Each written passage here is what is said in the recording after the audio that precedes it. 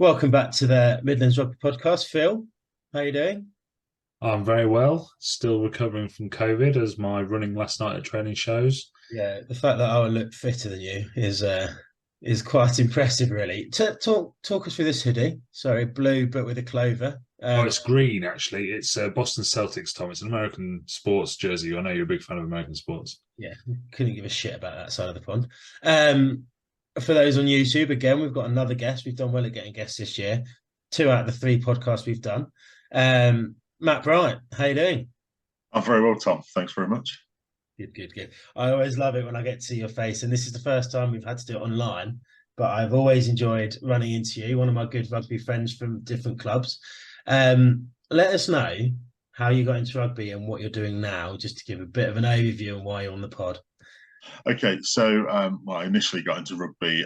Came from a footballing family, but didn't quite have the physique or the skill to play football. So my dad talked to one of his mates in the pub who was heavily involved at Mellish at the time, and took me up there. And I found after a couple of sessions where I didn't really enjoy it, actually, it was probably the sport for me. So from about 11 years old, I played at Mellish. And then my coach, who was my dad's mate from the pub, departed Mellish when I was sort of 16, 17, and he went off to Keyworth. So I started my adult rugby at 16 at Keyworth, in the days where you could play in the front row at 16. I mean, I won't say the game's gone soft now because I'm pretty sure that's probably part of the problem with my lower back now. That and being overweight. So yeah, I ended up at Keyworth, played a bit of senior rugby there, and then work and starting a young family just got in the way, and I stopped playing rugby for quite a while.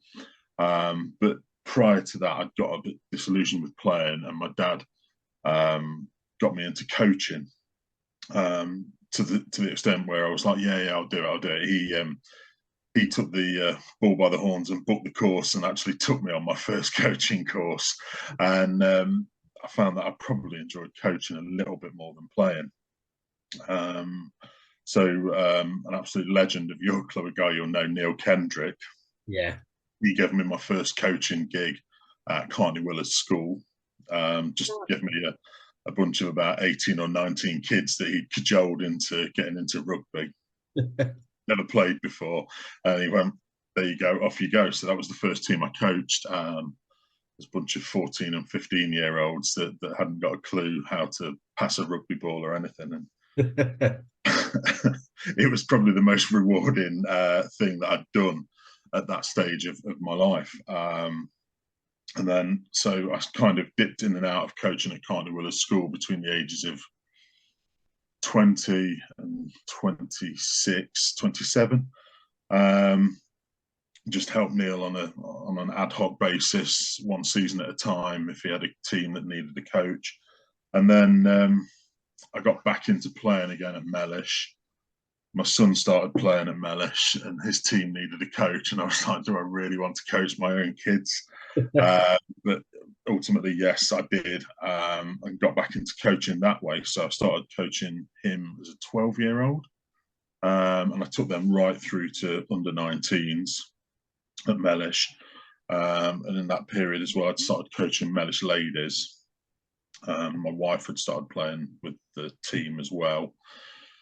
So yeah, that was just like a gradual progression. I assisted Dan at the time, Dan Edson, who's now the head coach of the men's setup. And then when he moved on to coach the men, I replaced him as the head coach of the ladies team. And just continue to be involved in the sport. Stopped playing. I stopped playing and then started again and then stopped again and then started again. Definitely some pictures I've seen online of you back in America. yeah, I feel that shirt quite well. Not in the right areas either. And is Dan still head coach at Mellish then? He is, yeah, he's still the head coach. Because he did a lot with the ladies setup as well, didn't he? Because he was at Trent for a bit. Yeah, he still works at Trent. His role's changed, but he's still involved in rugby with Trent.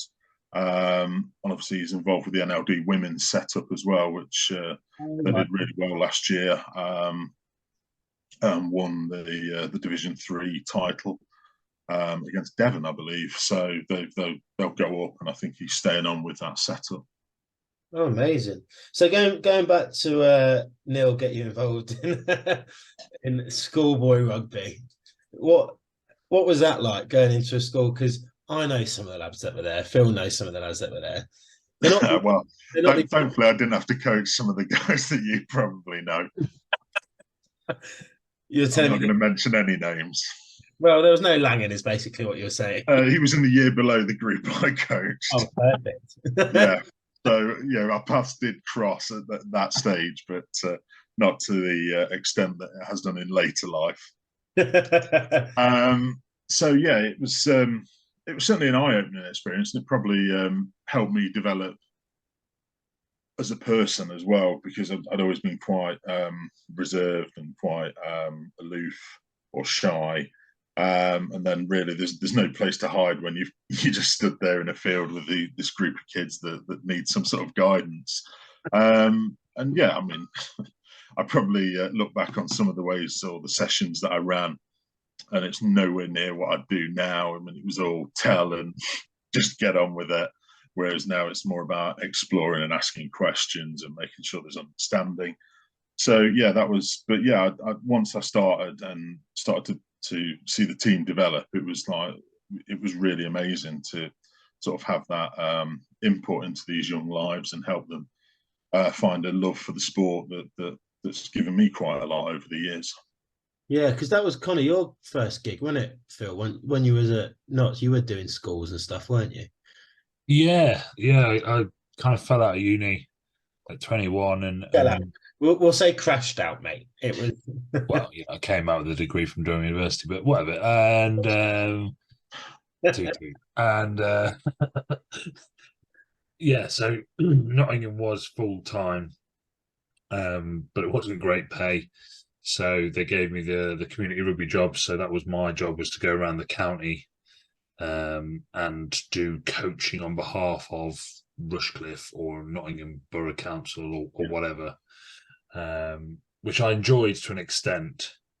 And Matt will tell you that, you can either have a group of people that want to be there or a group of people that don't want to be there. And the don't want to be there ones are the worst sessions in the world.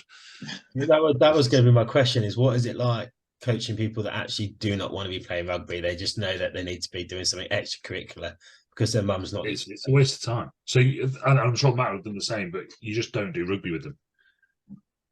No, you just glorified babysitter. Yeah. It really is after school. Sorry, Tom. I was saying, does it just feel sometimes like it's an after-school club? They don't want to be here. We're just doing that extra little bit of childcare that the parents aren't there to do because they're working. By and large, at Carney Willows, it wasn't that bad. You would have the odd session, and maybe it was a bit of rose-tinted spectacles from me looking back on that first team that I looked after, because it was like completely removed from anything I'd done before. But as it went on, there were groups where you just thought, Christ, I hope this kid doesn't turn up. And then when he does, it just saps all your energy and the energy out of the session. And you just think, for Christ's sake, just go play football or something else, mate. Oh, could I have that still on a Tuesday and a Thursday night?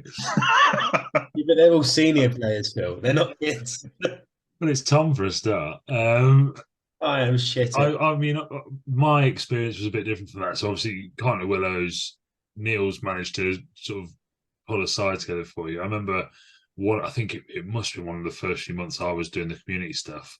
I was at a school in one of the they're seen trying to be politically correct. Deeper parts of Nottingham. And I was taking a class of, I think it was year 5s, mixed boys and girls. We're just doing tag rugby. And the teacher or a teacher came out and said, "Oh, can I have so and so?" I'll try not to use names. Can I have so and so? Just need to have a chat with the head teacher. I was like, "Oh dear, is he done something a bit wrong?" And she was like, "Yes, he was the one caught in possession of the weed at lunchtime." Oh my word! All right. Okay. Fair enough. thankfully, nothing like that. So They weren't so open at Carl, were they? no, no. I think I got lucky with the with most of the groups that I got there through Neil. Yeah, Neil is good. Everyone that knows Neil will vouch for him. He does protect people that he likes, and if he didn't like you, he'd have thrown you in the shit. So Yeah, or just got rid of me after a season. So Mellish playing days. What was that like? What kind of experiences were you having when you were playing for Mellish, and what kind of time period was that? When was my daughter born? 2009. So I went back to playing in 2010 after about an 8-year absence from playing. Absolute bin juice, just playing for the threes, scraping the odd game for the twos. Oh, bin juice, yeah, I'd describe myself as enthusiastic, but below average in terms of skill. Just really enjoyed being back playing. So it started just being the odd game here and there, and then it gradually builds to every other week, and then every week, and then before you know it, your third team captain. And the club's probably at the lowest ebb it's been in a long while, where we're still trying to put 3 teams out. It's nigh on impossible. So we ended up having to scrap the second team because we just couldn't scrape a team together that was competitive in a league. I mean, we were getting beat by Southwell seconds by 70 or 80 points, and it was just miserable. The same at Newark against their threes. So it was a particular. I mean, the lowest point of that season came in an away trip to Grimsby for the first team, where I ended up on the bench, and we lost 105-0. Yeah. So yeah, that was pretty miserable. So, but I just hung in there. And then eventually, it was just 2 teams. Became second team captain. I was club captain for a little while, and just really, I think the thing when I wasn't playing that I missed most was just being around the boys on a Tuesday or a Thursday, or just in the changing room before and after a game. That was kind of what you really miss. So yeah, my playing days, as I say, completely below average, team bin juice all the way. But yeah, just really enjoyed my time playing. Great memories. Always a funny story to share with somebody about a glass eye or a towel going missing, or something. Let me just write down glass eye. Well, I listened to some of your pods earlier, and the best and worst, and the glass eye probably falls into my worst rugby moment. One of my worst rugby moments. We'll come back to that then later, later in the record. But so when you was at Merton, then there was the move to Keyworth. Is that right? After playing at Mellish? Yeah. So I'd stopped playing at that point. I was coaching the ladies and coaching the Colts, but that was coming to the end of its cycle. My son was just about to become too old to play. So it seemed, and then an opportunity came up to coach at Keyworth, where I'd played for 2 or 3 seasons at the end of the 90s, on a short-term basis. So they'd had an incident in a local derby with Nottinghamhamians that had led to an RFU disciplinary hearing, coach being suspended. So I went there as an interim thing. And that was kind of how it was pitched. Just 12 weeks while we sort this out. Well, anyway, one thing led to another, and I ended up staying for that entire season. Then I ended up staying for all through the COVID period. I was sort of involved with them, keeping in touch with the boys, helping sort sessions out when we could get back to the small-sided bits and pieces like that. The return to rugby, all through that, and then I did another 2 seasons after that, which finished in end of May, beginning of June last year. So yeah, it was just a great opportunity to coach in a different environment and just see how that worked for me, and just see if that would make any improvements in me as a coach, and yeah, it's just a great opportunity, really. But I Just don't before we think came on, we were talking about Keyworth and the fact that as a club and as a sort of an established club now, it's come on leaps and bounds. Have you got any insight as to how that happened? You know, is that a board down thing, or is it the fact that you've managed to sort of bring in some talent, or what has happened? I think there's a couple of things. There's a couple of real unsung heroes that work tirelessly in the background. Chuck Norris, he's absolutely amazing with the social media stuff, and just anyone that shows any interest in liking a profile or a picture or watching a reel that he puts out there, he's just literally on at them. Do you want to come down? How do you feel about playing? And blah, blah. So he's been instrumental in the growth of that playing base and getting people down to the club and keeping the presence out there. And people like Cav Kieran that sort of do pretty much everything at the club. And then we really benefited from the national, from the Colts team that got to the quarterfinals of the National Cup. There's been, I think there's probably been about 15 or 16 of them that have transitioned through. Some have gone off to university and only play sporadically, but they've probably retained about 8 of them within the squad. Particularly in key positions as well.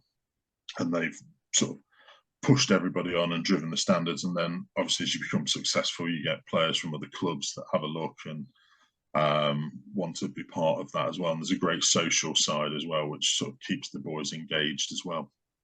It's a lovely location for a rugby club. Yeah, it's beautiful. No, I mean it's not anywhere near Keyworth really, but it's no. The first time I went, I was like, "There's Keyworth." 20 minutes. Like, what we doing? Yeah, just keep going. Going back to Chris on the social media, and it made me kind of realize a little bit when we started this as Pavs Pod back in COVID times. We got a little bit of a rap from it from some people that I won't mention at Pavs for highlighting some other teams, but when I looked at Keyworth, I immediately saw the social media presence and the whole hashtag pesky windmills, which I fucking love. I think that's absolutely it puts something out there.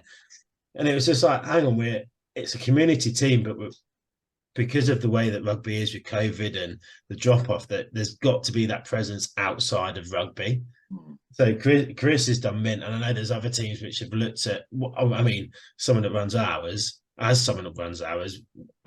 took a lot of the inspo from Keyworth, and there's a lot of other clubs which I know do very similar now. So that whole social media presence, when you can't get into the community to talk to people, that's the next logical thing. And yeah, I think Keyworth have reaped kind of the pleasures out of that, because when I first met, I think you were still it was pretty much a one team club. Yeah, we were probably 15 to 20 players within that squad, and we were expecting those boys to play week in, week out, and it was difficult. And it was a mixture of ages. It wasn't all kind of 18 to 28, was it? There was some old boys that would shirt and all that, and it kept it going. But yeah, no, I was pleasantly surprised when at the end of COVID, the other side of COVID, that it was still going, because it was one of them that, a bit like other clubs where it is a one-team club, you go in, oh no, this could be really quite damaging, because there are we've lost through COVID because they've not managed to keep that going. Can I just ask a question, Tom? Go on. And Matt, you might not have the answer for this, but why is Keyworth the pesky windmills? I know the windmills on the logo. That's as much as I know. I grew up in and around Keyworth. Yeah, grew up in West Bridgeford. There isn't a windmill between West Bridgeford and Leicester. No, I've literally no idea. The club was founded in 1976 as well. So yeah, I couldn't tell you about the windmill. I really couldn't.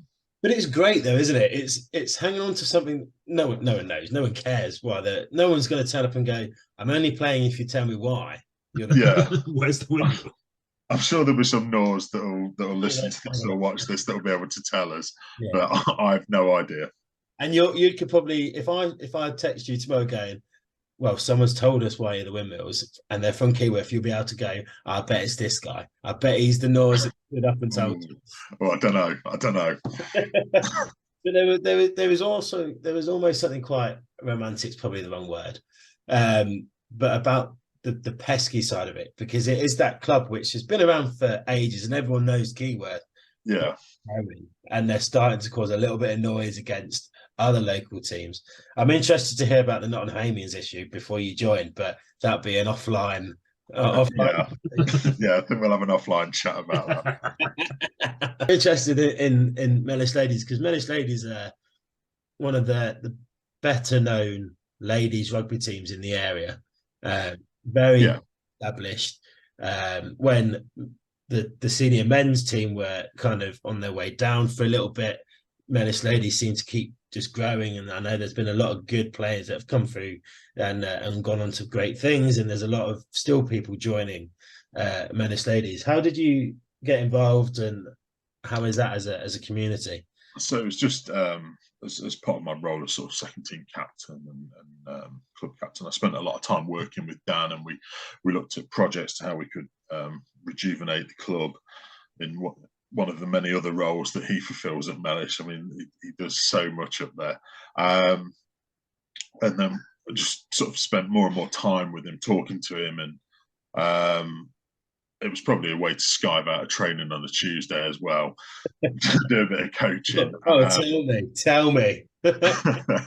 So yeah, I just started doing a bit as a forwards coach with the ladies, and then it sort of grew from there. But I think the biggest thing that I found, the biggest difference was from being involved with sort of late teen boys and doing a bit of coaching with the men at Mellish on the odd occasion, that instead of me sort of delivering and then doing, and then as coming back to talk about it and then going on again, it was the challenge of wanting to understand the why or the how.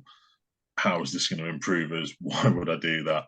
And at first, it was a real shock. And when I was reading about Emma Raducanu the other day after her interview on Radio 4, where she was like, "Oh, I love to challenge my coaches, and I want to understand the how and the why." And some coaches struggle with that.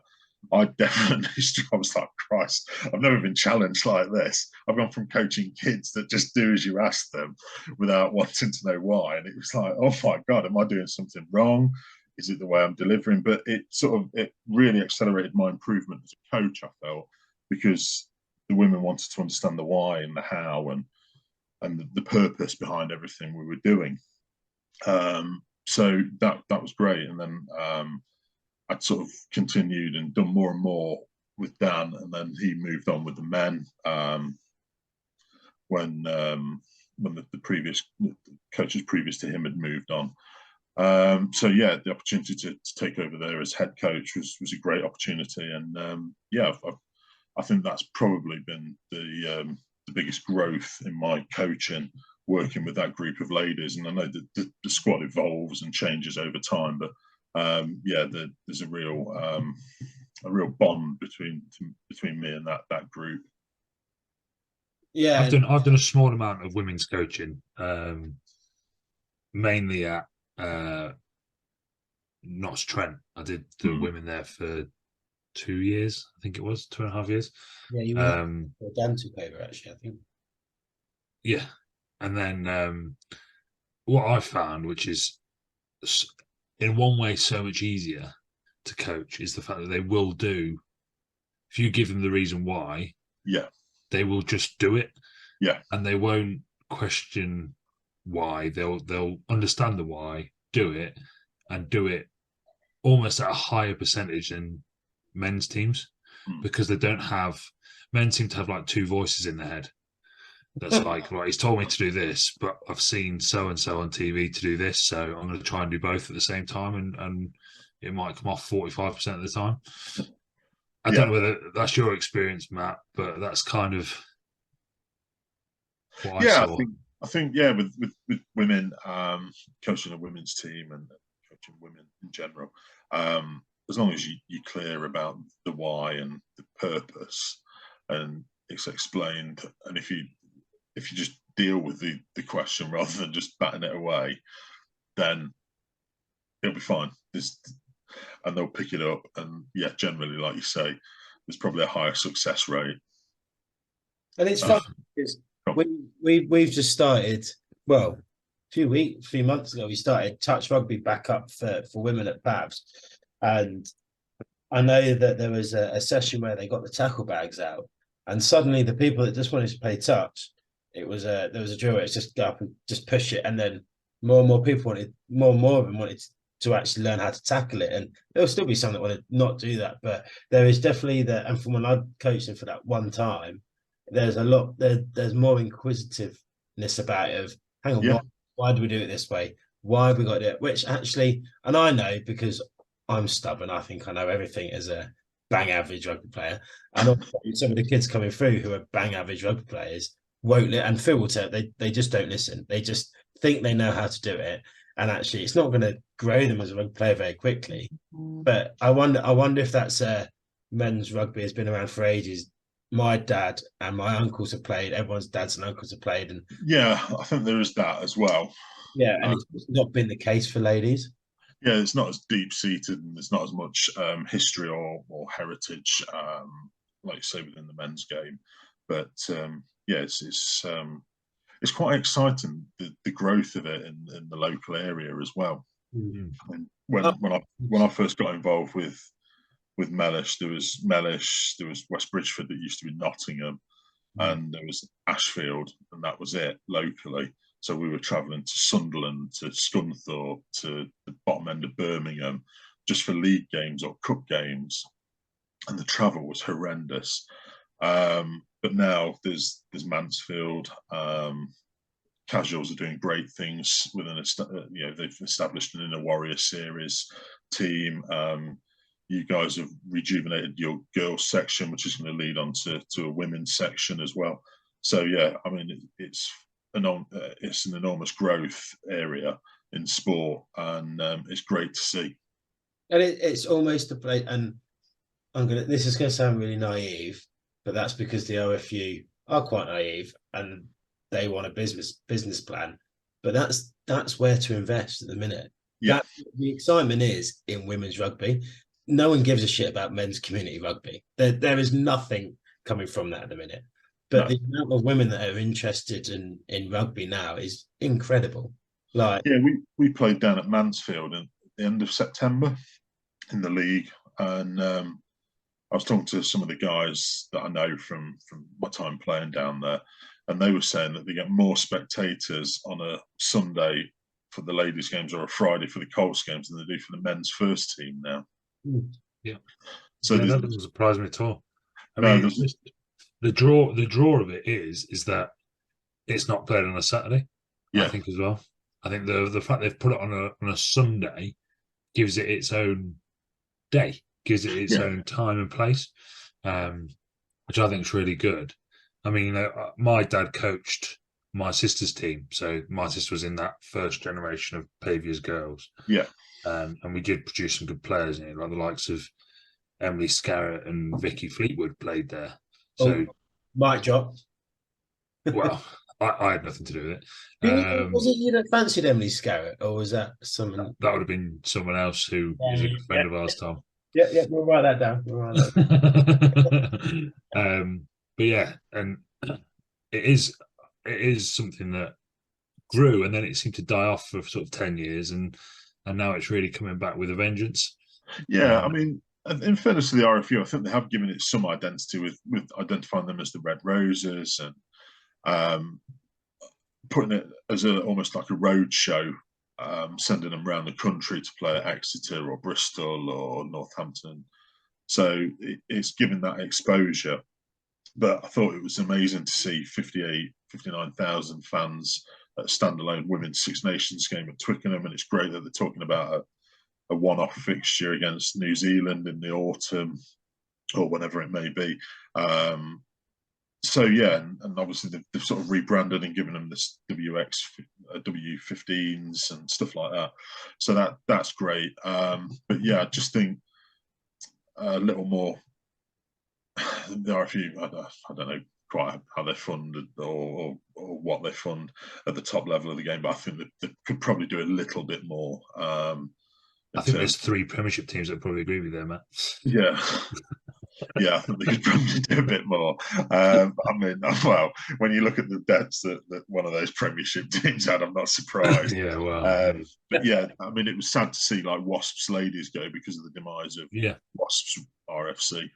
But it's also come out that this week that Worcester Warriors Ladies can't, and it's so sad because they're the teams that actually Premiership rugby in men's senior is very niche, right? It's only people that actually care about the club they support are the ones that are watching the Prem. But the ladies rugby league was so much more exciting for kids to come through and watch, and Wasps massive in their area, and Wasps were huge in their area, and it was very sad to see that they're not allowed to compete because there's no funding for it, and you're just kind of like, come on. This is where the next generation is coming from. I might be wrong, Matt, but I think Worcester were one of the bigger women's clubs. They were for a while, and they sort of partnered up with the university, didn't they? The last sort of incarnation, but the sponsor that they had decided to review its commitments, and that's what sort of withdrew them from the league. Yeah, and it's amazing. I went down to the England-Fiji game when the men forgot how to play rugby, but there were not just young girls, but there were young lads with the names like Fleetwood and Scarrett on the back of the shirt, and you're like, they don't see the difference. The only people that see the difference are those that have been playing rugby for years, and it was quite incredible to see. Quite eye-opening to see young boys, especially with the names of the Red Roses on the back of their English shirts, because that would never have even been considered growing up, because there really wasn't a women's team when I was growing up for England. Yeah, and I mean, I've been to Twickenham to watch when they've had. I think we went to watch England Argentina, and then it was the Red Roses against Canada afterwards, and people could come in for free, or you could stay afterwards. So we stayed naturally and watched the game against Canada, and I saw a friend of mine whose daughter plays rugby at could well be your club, but I couldn't confirm that. And I said, "Oh, you stopping to watch?" And he went, "No, it's a bit rubbish into the women's game." And I was like, "Well, not really, no." I was like, "If you're a rugby fan, you're a rugby." And he was like, "No, I'm not stopping to watch that rubbish." And then when his daughter started playing, I did politely remind him of that when we were having a drink once. And he was like, "Oh, I never said that." I was like, "Well, I'm pretty certain it was you that said it." And we know who, but you don't have to tell us now. Okay. I remember we went down for my 18th. England played Italy, and then the women played Italy straight after. Yeah. And my sister was playing at the time as well then, so we stayed. But I mean, I don't remember much of the women's game because it was my 18th birthday weekend, and it was my brother who led us out from the front on the Guinness consumption. Let's put it that way. I can well imagine he did. But I do remember the amount of because it was full house for the men's game. Yeah, and I think the women's games kicked off an hour later after the final whistle, and only the bottom tunnel side was open for the women's game. And I couldn't work out like why everyone would leave when there was another game of rugby to watch for free. But yeah, it was bizarre. I mean, I think the attendance for that one was about 7,000 or 8,000. And England won comfortably, as you'd expect back then, because that would have been, oh god, depressingly long time ago, 14 years ago. But Maggie's time, or no, don't worry, move on. Sorry, I missed that. Sorry, I missed it as well. But yeah, no, I could never understand why it wasn't more popular when they tried to do the dual header. No, and I think it is changing that perception and sort of getting bums on seats, and there is.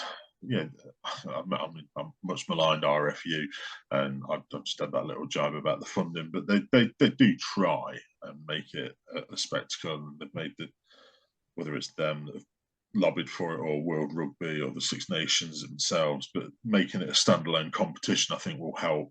Yeah. So it's not just an afterthought or a bolt onto the men's game. It gives it its own space to run its tournament, and obviously partnering with companies like TikTok are only going to help engage young people.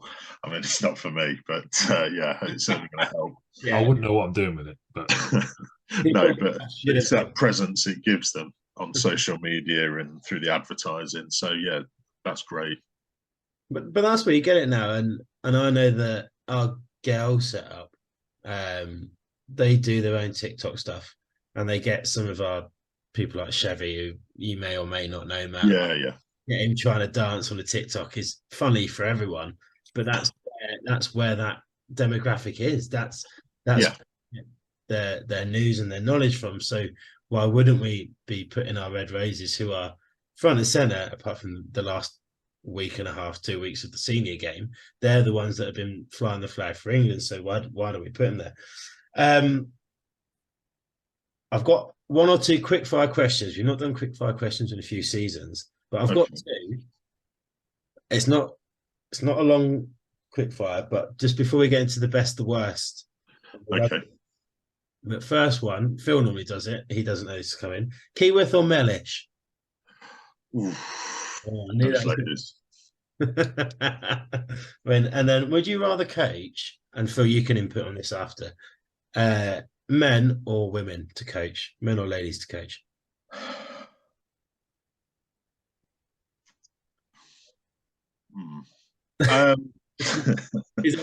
Probably ladies. Probably ladies.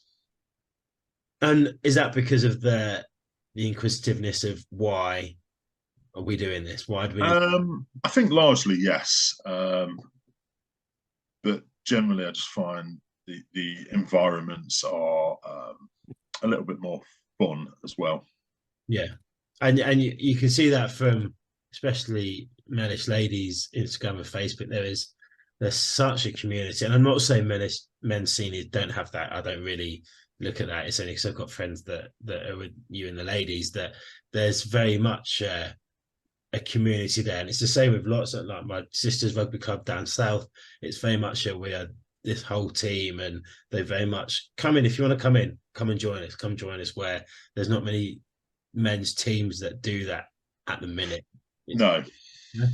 Like, even though we could do with a few more good players, because otherwise I'm at risk of having to step up. But there's no risk of this. There is no risk of this at all. Top tip for Tom today: lose weight, get. Is that an insight into this week's selection, Phil? Be better. Lots better. No, but there's none of that kind of drive to try and get people in like there is in ladies rugby at the minute. And I think you see it from yourselves, you see it from Mellish, you see it from Bridgeford. There's always that drive to get more people involved. Yeah, and then I've been doing a bit with the social media with Mellish Ladies as well this season. So yeah, it's been great to sort of try and generate that engagement, and it's just finding new ways to do it as well. Just push the boundaries. So yeah, I bet there's a lot of great clubs out there doing stuff on social media far better than we are at Mellish Ladies as well. So yeah, we've got a long way to go but yeah, it's good to get that engagement. If you crack it, don't tell Phil, because I would like to play at least one first team game this season. Matt, can you let us know before we go on to potentially the glass eye, your best rugby moment? Yeah, so there's probably a couple, and it all centres around family, really. So there was my first senior game with my son when he turned 17, which quite nicely was for Mellish second team against Keyworth at Keyworth. So that was quite nice. There was almost like a perfect circle or a perfect storm, depending on your perspective. So that was great. And seeing my eldest daughter play her first senior game alongside my wife last season was quite a proud moment as well. I spotted that your wife is down as one of the coaches. Is she still playing as well? Well, officially, she retired at the end of last season. That sounds like she's still playing. Yeah. So yeah, she had to do half an hour against Ashfield on Sunday under duress, and I think she's had 2 other appearances off the bench this season. Just we cope with a few injuries and absences as well. So she's still putting her boots on and still getting out there and holding the scrum together for us. But so Kerry's just about to do her England Rugby Coaching Award as well. So the long-term vision we've got, sorry to keep prattling on, is that ultimately instead of men coaching a women's team, it's going to be women leading that coaching group within a women's team, and I think that's a real important aspirational thing for the growth of the game. Well, you can just go to the bar as well, Matt. That'll be. Well, I'm sure she'll still find me a job to do. Yeah, Matt's on kit. Matt is on. But I think you're right. I think that's the important next stage where the growth is coming. We've got to hand it. We've got to hand it over. We can support. Always have. I mean, everyone on this call is happy to support, but there's a lot of people which are happy to prop up behind and provide advice and where we go next. But actually, let's try and be as laissez-faire as possible and just go, right, it's your sport. It's the same sport, but it's different at the same time. And I think you'll both probably agree with that. You can't see it as the same sport just because of the difference and where they are in their stages of life. But I think that's meant. Now, I don't want to guide towards the glass eye. But you're desperate to know about the glass eye. So the worst could possibly come in one of my best as well when it was down at Keyworth playing for Mellish alongside my son. And I took a carry and didn't even see the guy coming, and he absolutely obliterated me. Great friend of mine, Neil Shanks.